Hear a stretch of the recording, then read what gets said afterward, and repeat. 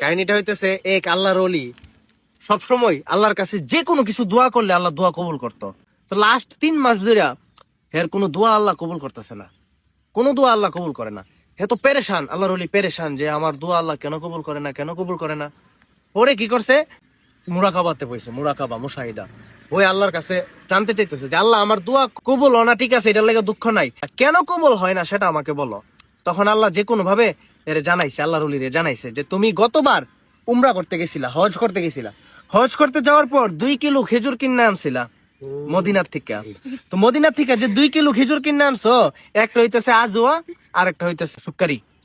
তো এই 2 খেজুরের ডালা থেকে 2টা খেজুর তুমি খেজুর বিক্রেতার অনুমতি না নিয়ে খাইছো। তুমি অনুমতি ছাড়া খেজুরটা খাওয়ার কারণে তুমি হাক্কুল ইবাদ মানে বান্দার হক তুমি নষ্ট করছো, তুমি বান্দার হকটা খায়া ফেলছো। তুমি যদি অনুমতি নিতা তাইলে হয়ে যেত। তুমি আমার হক হকুল্লাহ তুমি যদি নষ্ট করো আমি তোমারে ক্ষমা করতে পারি, কিন্তু হাক্কুল ইবাদ যেটা বান্দার হক এটা আল্লাহ কখনোই ক্ষমা করে না। তুমি ওই ব্যক্তির থেকে ক্ষমা নিয়ে আসো, তাইলে আমি তোমার ইবাদত কবুল করব। তাই না? মূল কথা হইতেছে মানুষের হক খায় আমরা যদি আল্লাহর কাছে দোয়া করি, আল্লাহ এই দোয়া জীবনে কবুল করবো না। পরে এই আল্লাহর ওলি কি করছে, আল্লাহর ওলি আবার গেছে মদিনা। মদিনা গিয়ে ওই ব্যক্তিরে খুঁজতেছে খুঁজতেছে, খুঁজা দেয় পানা।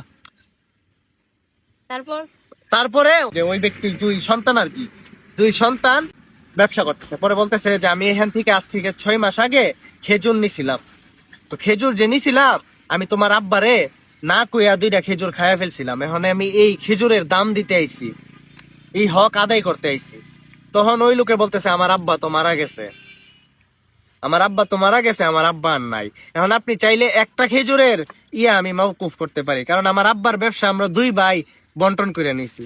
এখন 2 ভাই যেহেতু বন্টন করে নিছি, একটা খেজুরের দাবি আমি ছেড়ে দিতে পারো, কিন্তু আরেকটা খেজুরের দাবি ছাড়াইতে গেলে আমার ইমুক ভাই মানে আমার বড় ভাই এরকম এক জায়গাতে ব্যবসা করে, এখান থেকে আরো প্রায় 3 মাসের রাস্তা, ওইখানে আপনি যান গিয়া ক্ষমা চায় আয়েন।